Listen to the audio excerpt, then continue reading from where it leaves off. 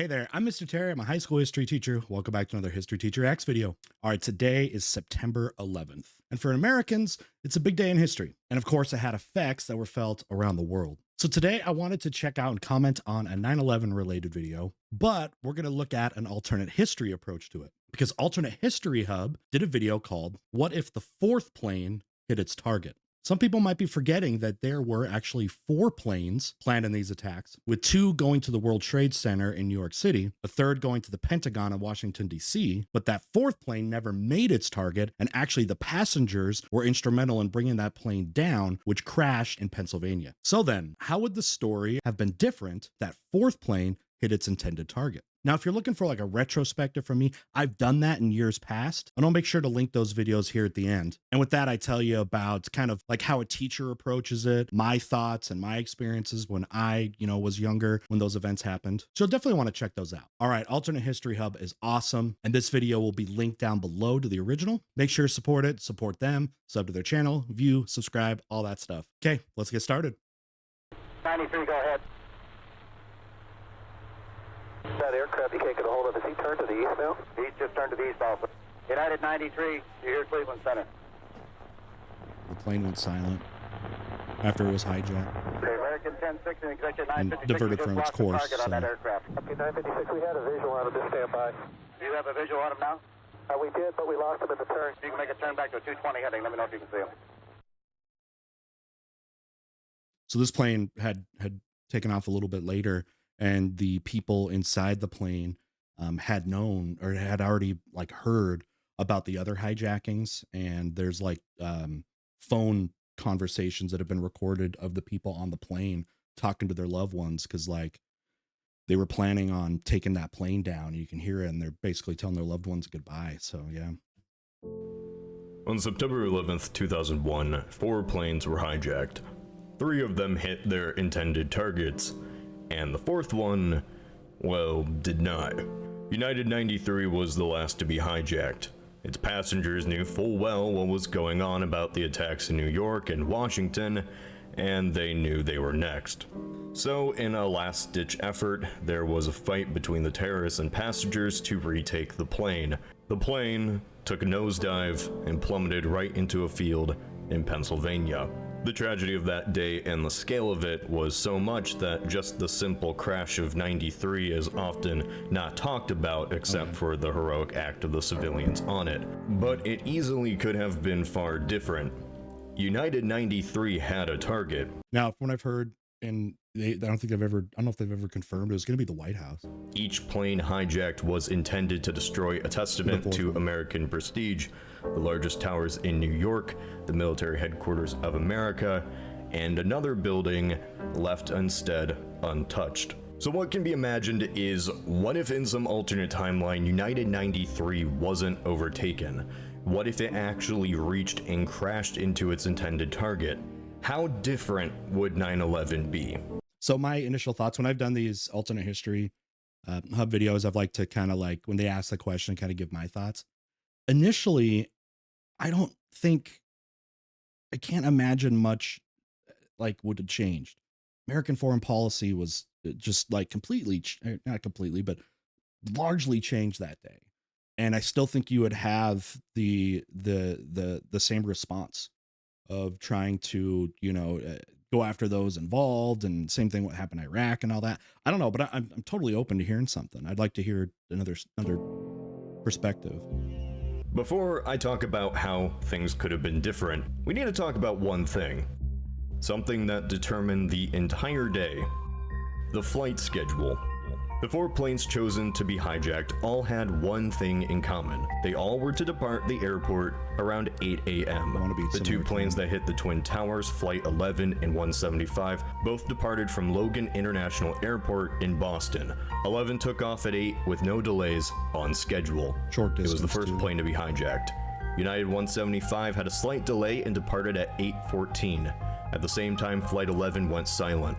Flight 77 was to depart from Dulles, Virginia at 8:10, but there was a delay and it took off at 8:20. Flight 11, being the only plane on schedule, was the first to hit its target, the North Tower, at 8:46, followed by 175 into the South Tower at 9:03, We should say how it's amazing that like it was obvious that they were going to get the first plane or the second plane because somebody catch the footage of it. That first plane, that one with the wasn't it the firemen there or they're whatever they're like working on the road saw that was like perfect timing saying that we had and 77 into the Pentagon roughly 40 minutes later at 9:37. United Airlines Flight 93 was a different story.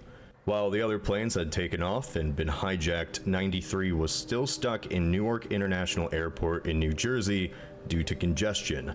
93 didn't take off until 8:42, roughly the same time 11 hit the North Tower. Because of this delay, the plane wasn't hijacked until 9:28, 30 minutes after the South Tower was hit. The element of surprise was lost as news came about the other hijackings.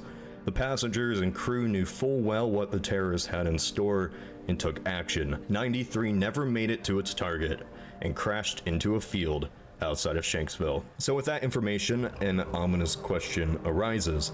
What if 93 departed on time like the others? In this alternate timeline, all the planes take off around the same time. Okay. So one thing that would change my mind about this is if the confirmed destination of that fourth plane was confirmed, if it was the White House, like I've heard before.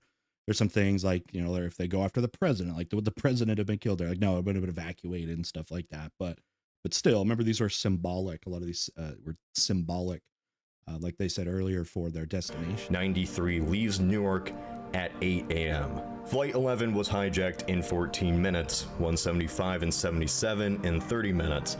But 93 was once again slower, being hijacked in roughly 45 minutes. 93 in this alternate timeline is hijacked in 45 minutes after takeoff as well, assuming it's just as slow. This would be around 8:45, the same time Flight 175 is hijacked, and right when 11 hits the North Tower. 93 then turns around as 77 is hijacked, and by the time the South Tower is hit, it is already over Pennsylvania. By 9:10, it has passed the field where it crashed in our timeline. Since Flight 93 is right on time, there is never a passenger revolt because nobody knows what's going on. And so, by 9:30, Flight 93 crashes into the Capitol building, or the White House. 7 minutes later, 77 hits the Pentagon. And either with those, you'd think they would have been evacuated by then or something. But it would be probably a lot harder with the Capitol because that's, you know, there's so many people in there. But yeah, there could have been a huge amount of politicians at the time. I don't know if Congress was in session that day. Does anybody know about that? Maybe he talks about it, but if they don't, was Congress going to be in session that day? Were the representatives in town? Now, this is with the assumption that 93 will be hijacked just as slowly in our timeline. Nobody really knows why the hijackers waited so long, and since I couldn't find a reason, I'm going to assume that the plane hijacking will be in 45 minutes in this alternate timeline. Maybe it's harder to get in. Maybe they got cold feet.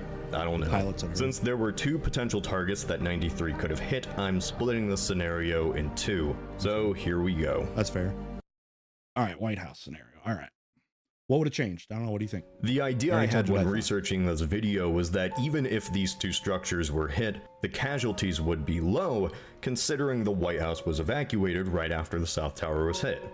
Well, that actually was only half true. The evacuation was really kind of half-assed when ordered at 9:20. It wasn't until the Pentagon was hit when the Secret Service agents started yelling for people to run out of the building. Even if 93 was slow to hijack by 45 minutes, it would have been the first plane to hit DC instead of Flight 77.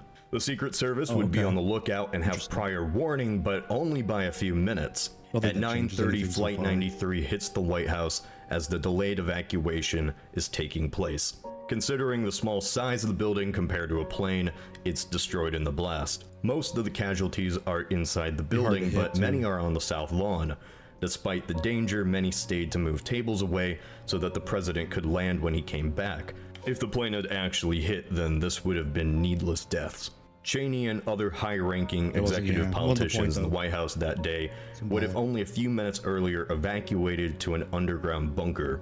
It's not only a human tragedy, but the symbol of the American presidency is destroyed. Instead of talking to the American people from the Oval Office, George W. Bush instead does it from a makeshift office somewhere in DC. You say that because that morning there's that famous, you know, the famous thing. He was at an elementary school that morning, reading like books to little kids. Y'all heard that before, and then an agent comes up to him, whispers in his ear, and he, you know, changes. Really, his the attitude context then. of the following war on terror is changed as Bush is the first president in centuries to not be serving in the building. It wasn't there that day, that morning.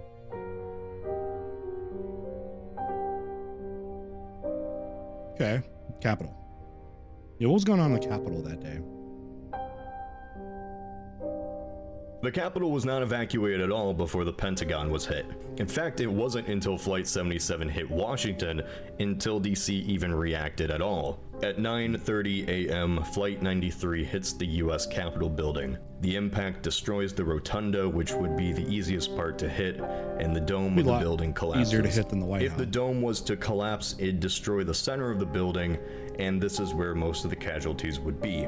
By looking at the layout of the building, the two houses are on opposite ends. If the rotunda was to collapse, then the actual legislative part of the government might go unharmed. It's likely the majority of the casualties would be tourists, office workers in the center, and guides. While not as many would die in this attack, and the actual legislative hit wouldn't be drastic, the symbolism of the Capitol being destroyed would become the symbol of a new America. To be honest, that would have been the most symbolic probably thing in the whole the three different places, like the most symbolic of it, like the housing of the government. Yeah, you got the Pentagon and stuff.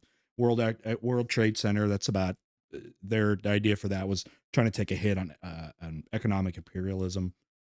But in terms of practical changes from either of these buildings being hit, legislation might be more radical. There is no story of American heroes sacrificing themselves to save others. Instead, I wonder what there is just a nation left blindsided as its greatest monuments are destroyed. We saying the response would be more aggressive. I wonder if that's true. What would that be? What would be more aggressive than what actually happened? Because response was swift. The White House or Capitol being destroyed could have been the most significant event of 9/11. It represents how different the United States truly was now. The government replaces those who are lost and stays the same. However, the spirit of that government is drastically altered, even compared to our timeline. Just think of everything post 9/11 and imagine it more extreme. Imagine growing up and never seeing the US Capitol building. Instead, we do see the Capitol today, and the White House. They're still standing. Which do you think would be more symbolic, though, between the Capitol building and the White House? Simply because an airport was delayed by 40 minutes.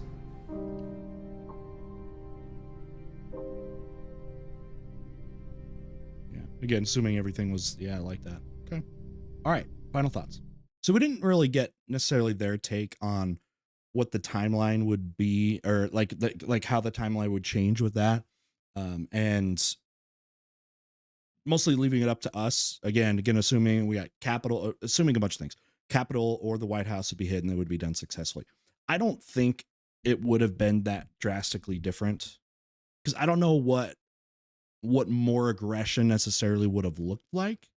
Would it have been, I mean, so we're going to get like the Patriot Act, right? So there's going to be a lot of spying on people that they think could be, whether it's terrorists, informants, whatever. We had that. We still had that, without these other places being hit. We have wars in multiple countries as a result of it too. So I don't know.